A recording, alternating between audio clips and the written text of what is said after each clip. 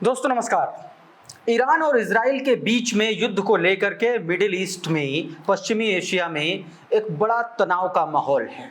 इन तनावों के बीच कुछ बहुत अहम, बहुत मौजूद सवाल गूंजने लगे हैं। वो सवाल क्या हैं?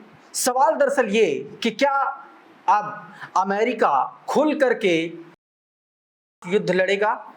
क्योंकि बीते कुछ दिनों से डोनाल्ड ट्रंप के कुछ ऐसे बयान सामने आ रहे हैं, व्हाइट हाउस से कुछ ऐसे स्टेटमेंट्स जारी किए जा रहे हैं जिससे इन पर लगभग मोहर लगती हुई नजर आ रही है। लेकिन सवाल यह है कि क्या वाकई में ये इतना आसान है कि अमेरिका ईरान पर हमला कर दे?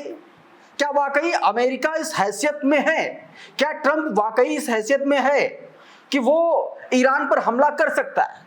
क्या ये सब कुछ उसके हाथ में है भी या नहीं है?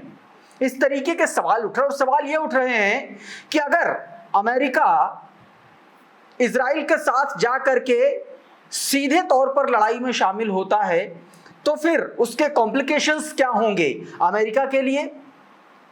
और दूसरा सबसे बड़ा सवाल ये कि वर्ल्ड ऑर्डर में, पूरे वर्ल्ड मैप पर अगर देखेंगे तो वर्ल्ड ऑर्डर किस तरीके से बदलेगा या नहीं बदलेगा, इस पर भी सवाल उठ रहे हैं। सवाल इस पर कि अगर अमेरिका शामिल होता है तो क्या यह वर्ल्ड वॉर की शुरुआत मानी जाएगी? क्योंकि जिस तरीके से रशिया ने एक तरफ से ईरान के साथ में आने का एक तरीके से ऐलान कर दिया है, वो भी अपने आप में बड़ी बात है। कुछ दिन पहले, अभी 2 दिन पहले ही नॉर्थ कोरिया से इस तरीके की, साउथ कोरिया से माफ कीजिएगा, इस तरीके की खबरें आई कि उसने मजम्मत की है एक तरीके से इजराइल की। ऐसे में सबसे बड़ा महत्वपूर्ण सवाल यह भी उठता है कि पाकिस्तान का क्या रोल होगा, क्योंकि ईरान और पाकिस्तान को लेकर के बहुत उहापोह चल रही है। बीते दिनों आसिम मुनीर ट्रंप के साथ में लंच कर चुके हैं और उस लंच के बाद ट्रंप ने यह कहा था कि ईरान को पाकिस्तान बहुत अच्छी तरीके से जानता है और इसीलिए अब दिल्ली से लेकर के तमाम जगहों पर यह खबरें भी चर्चा होने लगी है कि क्या अमेरिका अगर हमला करता है ईरान पर तो क्या उसके लिए पाकिस्तान कुछ कंट्रीब्यूट करेगा? क्या पाकिस्तान का एयर स्पेस या इंटेल या किसी भी तरीके का कोई ऐसी बात, ऐसा सपोर्ट पाकिस्तान अमेरिका को देगा ईरान के खिलाफ? तमाम तरीके के ऐसे सवाल गूंज रहे हैं दोस्तों, और इन्हीं सारे सवालों को लेकर के आज हम हाजिर हैं, आपको विस्तार से बताएंगे। सबसे पहले इन बातों पर गौर करें उससे पहले कुछ इंपॉर्टेंट बातें आपको मैं बता देता हूं जो अभी चल रहा है। दोस्तों, आपको पता है कि अभी पिछले दिन ही किस तरीके से ईरान ने इजराइल के एक बड़े हॉस्पिटल पर हमला किया, और उस हॉस्पिटल पर हमले का अंदाजा आप इस बात से लगाइए कि वो हॉस्पिटल किस स्केल पे काम करता होगा, जिसमें 900 डॉक्टर एक साथ एक शिफ्ट में काम कर रहे हों, जिसमें 2000 से ज्यादा बेड की बात कही जा रही हो। तो कल जो है दोस्तों एक बहुत बड़ा हमला हुआ था, और उस हमले में आप ये कह लीजिए कि बहुत खतरनाक उसकी जो हमले के बाद की जो स्थितियां नजर आईं, जो इमारतें जिस तरीके से ढहती हुई नजर आईं, वो भी हम सब ने देखा। दोस्तों, ये जो इलाका था दोस्तों पूरा, जहां पर इस हमले को अंजाम दिया गया था बीते दिन, वो हॉस्पिटल आप कह सकते हैं कि पूरी तरीके से निस्तो नाबूद हो गया था। ये जो हॉस्पिटल था दोस्तों, ये बीर शेबा नाम की जगह है, तेल अवीव से सटा हुआ शहर है, और यहाँ पर माइक्रोसॉफ्ट की भी एक बहुत बड़ा ऑफिस है, बहुत बड़ी इमारत है। और आज उसमें एक बड़ा हमला किया ईरान ने।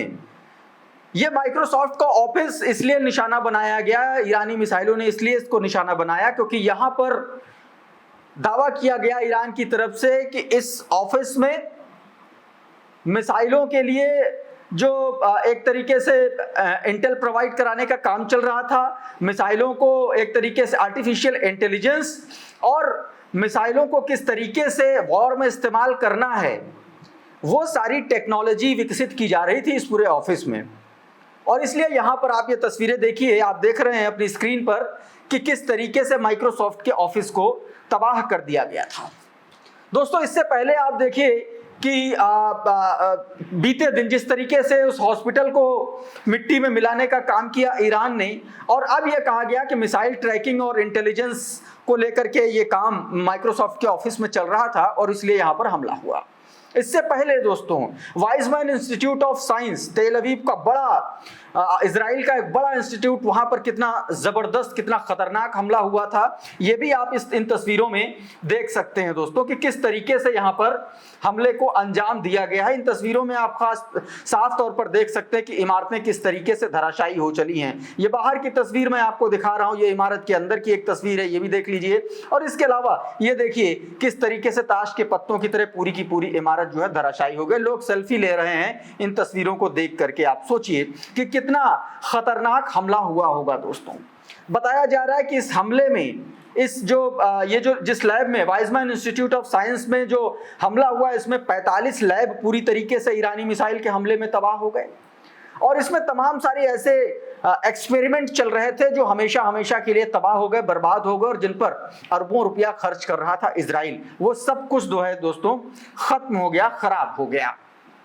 तो ये तस्वीरें, इस तरीके की तस्वीरें लगातार दोस्तों सामने आ ही रही हैं। एक तस्वीर और मैं आपको दिखा देता हूं, फिर चलता हूं। जिस वर्ल्ड ऑर्डर की मैं बात कर रहा था, जिस मिडिल ईस्ट में बढ़ते तनाव और उसके जो पॉलिटिकल कॉम्प्लिकेशंस हैं, या यूं कह लें कि उसके जो जियोपॉलिटिकल कॉम्प्लिकेशंस है अमेरिका के लिए, रशिया के लिए और बाकी मिडिल ईस्ट कंट्रीज के लिए, उन पर भी बात करेंगे। ये वीडियो एक बार देखिए जरा, ये आज के हमले की तस्वीर है। आप इसमें साफ तौर पर देख सकते हैं कितना खतरनाक ईरानी मिसाइल ने स्ट्राइक किया है। यह बीर अल सभी साउदर्न इजराइल का यह इलाका है, और वहां पर यह ईरानी मिसाइल ने जबरदस्त हमला किया है। इन हमलों में आप सीधे तौर पर देख सकते हैं। एक अपडेट और जान लीजिए कि अभी तक 5000 ऐसे इजरायली हैं जो ईरानी हमलों से छुपते छुपाते अपने घरों को छोड़ने के लिए मजबूर हैं। वो मेट्रो स्टेशन, अंडरग्राउंड में लगातार शरण लिए हुए हैं, और इसीलिए शायद ये कहा जा रहा है कि एक बड़ा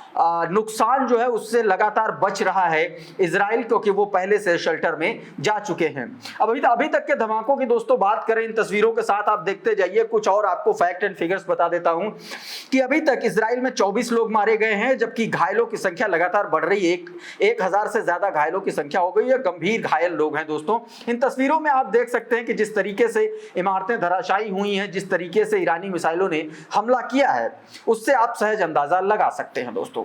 और अब लौटते हैं, अभी क्या कुछ चल रहा है, किस स्थिति में क्या होने वाला है, उसकी बात मैं बता दूं। जैसे मैंने आपको शुरुआत में बताया था कि कुछ ऐसे अहम और मौजूद सवाल हैं जिसको लेकर के लगातार बात हो रही है, और बात इसलिए भी हो रही है क्योंकि अमेरिका का दखल, रशिया का बयान, उस पर चाइना का स्टैंड, और साथ में नॉर्थ कोरिया ने जिस तरीके से अपना बयान दिया है, उसके बाद से बहुत सारी ऐसी बातें, ऐसे सवाल निकल के सामने आने लगे हैं दोस्तों। सबसे पहले मैं आपको कुछ बहुत इंपॉर्टेंट चीजें बताने की कोशिश करता हूं, उसके बाद पहला सवाल यही है कि क्या ईरान और इजराइल का जो युद्ध है वो मिडिल ईस्ट में एक नए वर्ल्ड ऑर्डर की शुरुआत है? क्या जो अभी तक जो बड़े बड़े देश हैं, ईरान सबसे बड़ा देश है मिडिल ईस्ट में, क्या ईरान को तोड़ करके एक नए मिडिल ईस्ट में एक नया ऑर्डर बनाने की तैयारी है क्या? क्योंकि इससे कम से कम यही लग रहा है। और अगर ऐसा होता है, अगर इन दोनों देशों के बीच में संघर्ष लंबा चलता है, तो आप ये समझ लीजिए कि ये ना सिर्फ एक न्यूक्लियर के लिए वॉर है, न्यूक्लियर वेपन को लेकर के वॉर है, बल्कि एक आइडियोलॉजिकल और स्ट्रेटेजिक रीऑर्डरिंग भी आपको देखने को मिलेगी दोस्तों। सबसे बड़ी बात यह है कि समर्थन, आप सभी को पता है कि इजराइल को अमेरिका का समर्थन प्राप्त है, जबकि तमाम सारे ऐसे अरब देश हैं जिनका समर्थन भी इजराइल को प्राप्त है। उसमें सऊदी अरब है, हालांकि सऊदी अरब अभी खुल के सामने आ नहीं रहा, क्योंकि हाल फिलहाल में सऊदी अरब भी ईरान के साथ एक तरीके से डीलिंग करने में लगा हुआ। अच्छा, हुआ क्या मैं आपको बता दूं।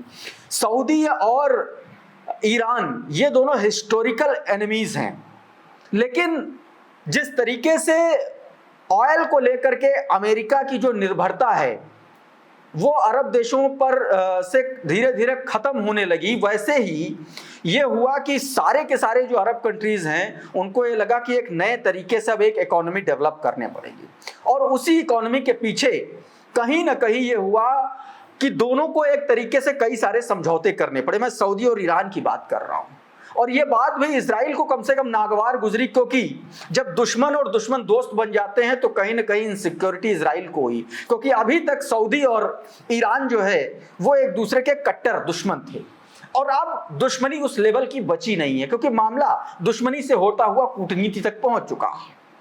बहुत सारे ऐसी बातें हैं जो इतने छोटे वीडियो में नहीं समझाई जा सकती, लेकिन आप इसको फौरी तौर पर ये समझ लीजिए कि ईरान के साथ आप देखेंगे तो हिजबुल्लाह है, हूती है, इसके अलावा हमास है, हमास के अलावा भी और भी कुछ ऐसे जो देश हैं, या यूं कहें कुछ ऐसे सेपरेटिस्ट संगठन हैं जो ईरान के साथ हैं, यानी कि ईरान के प्रॉक्सी के तौर पर भी वो माने जाते हैं।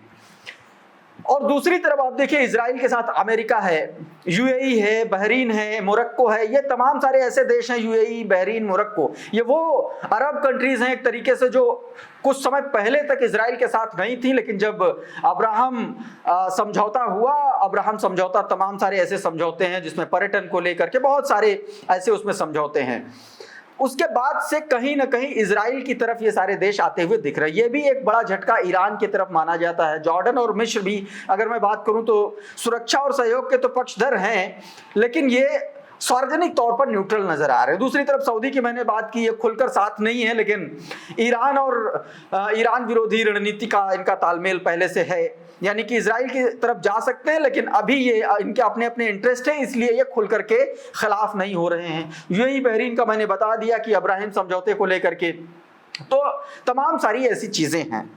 ऐसे में सवाल यह भी उठता है कि इस पर भारत का क्या असर होगा, भारत का क्या स्टैंड है, पाकिस्तान को लेकर के पाकिस्तान क्या स्टैंड रखेगा, क्योंकि बीते दिनों ट्रंप के साथ जो है मुनीर साहब जो है वो अपना लंच वंच कर चुके हैं, और लंच के बाद जिस तरीके से डोनाल्ड ट्रंप का वो बयान आया जिसमें उन्होंने पाकिस्तान को लेकर के कहा, ईरान को लेकर के पाकिस्तान के स्टैंड को लेकर के कहा कि ईरान को बहुत अच्छी तरीके से पाकिस्तान जानता है, और भी तमाम सारी बातें उसमें कहीं डोनाल्ड ट्रंप ने, जिससे ये संकेत लगाए गए। तमाम सारे अखबार उसमें लिखते हैं, द हिंदू का अखबार है, इंडियन एक्सप्रेस ने भी उस पर बड़ा विस्तार से लिखा है कि किस तरीके से डोनाल्ड ट्रंप जो हैं वो अब जो है वो पाकिस्तान को ईरान के खिलाफ इस्तेमाल कर सकते हैं, जिस तरीके से अभी तक इजराइल को एक तरीके से इस्तेमाल करते हुए चले आ रहे हैं। और दोस्तों आप देखिए खामेनेई को लेकर के, उनको मारने को लेकर के लगातार डोनाल्ड ट्रंप धमकी दे रहे हैं। यूएस को लेकर के खबरें आ रही हैं कि आने वाले 1 या 2 हफ्ते में युद्ध में शामिल हो सकता है। इस बीच रशिया भी इस पूरे मामले में कूद पड़ा है। रशिया ने सीधे तौर पर यह कह दिया है कि भैया अगर अमेरिका कूदा तो इसके जो परिणाम होंगे वो भयावह होंगे, वो खतरनाक होंगे। लेकिन अभी तक रशिया ने यह नहीं क्लियर किया है कि क्या वो सीधे तौर पर खुल करके ईरान के साथ आएगा। लेकिन एक बात और है कि बीते दिनों व्लादिमीर पुतिन ने एक बात का खुलासा किया कि उन्होंने स्ट्रैटेजिक और आर्मी और इंटेल सपोर्ट को लेकर के ईरान के सपोर्ट के लिए पेशकश की थी, जिसे ईरान ने ठुकरा दिया। यानी कि और दूसरा ये भी पुतिन ने ये कहा था कि भाई वो जो है शांति समझौता करा सकते हैं, वो बीच में मतलब बिचौलिए का काम कर सकते हैं, लेकिन इसके लिए भी ईरान ने मना कर दिया। यानी कि गेंद ईरान के पाले में है। जब ईरान ओके बोल देगा वैसे ही रशिया ईरान के साथ खुल करके सामने आ जाएगा। कुल मिलाकर के बात ये है दोस्तों। सवाल यह है कि अगर अमेरिका, रशिया और तमाम सारे ये जो सेपरेटिस्ट गुट हैं, चाहे वो हूथीज की बात कर लें, हिजबुल्लाह की बात कर लें, हमास की बात कर लें, तमाम सारे जो ऐसे ग्रुप हैं, इराकी जो मिलिशियाज संगठन हैं, उनकी बात कर लें, तो ये सारे अगर ईरान की तरफ आ जाते हैं, दूसरी तरफ अगर अमेरिका, इजराइल और सारे तमाम देश जो इजराइल के साथ हैं, आप ये कह सकते हैं कि वो अगर इसके साथ में आ जाते हैं तो एक बड़ा संकट उभरेगा, और जिसकी वजह से कच्चे तेल की जो कीमतें हैं वो बहुत ऊंची जा सकते हैं। दावा किया जा रहा है कि $150 से $200 प्रति बैरल तक जा सकती हैं। शिपिंग रूट बाधित हो जाएगा। भारत और चाइना और जापान जैसे देशों पर इसका सीधा सीधा असर पड़ेगा, और असर ऐसा पड़ेगा कि महंगाई फिर कमर तोड़ देने वाली महंगाई होगी दोस्तों। तो इस तरीके की तमाम सारी ऐसी चीजें हैं। सवाल ये भी है कि अगर अमेरिका हमला करेगा तो कहां से करेगा। तमाम सारे एयरबेस हैं उसके, सीरिया में है, इराक में है, यूएई में है, कतर में है, कुवैत में है, हर जगह उसके बेसेस हैं, आर्मी मौजूद है, वहां से वो हमला कर सकता है। तो इस तरीके की तमाम सारी ऐसी खबरें दोस्तों सामने आ रही हैं। कुल मिलाकर के ये युद्ध हाल फिलहाल में खत्म होता हुआ नहीं दिखलाई पड़ रहा है, लेकिन एक बात तय है, ये मान के चलिए कि अगर इसमें अमेरिका कूदा तो आप ये समझिए कि इस वॉर में, ये वॉर जो होगा ये दुनिया को एक नए तरीके से सोचने के लिए मजबूर करने वाला होगा दोस्तों। इस वीडियो में फिलहाल इतना ही। उम्मीद करता हूं हमारा ये वीडियो आपको पसंद आया होगा। बहुत बहुत शुक्रिया, बहुत बहुत धन्यवाद, नमस्कार।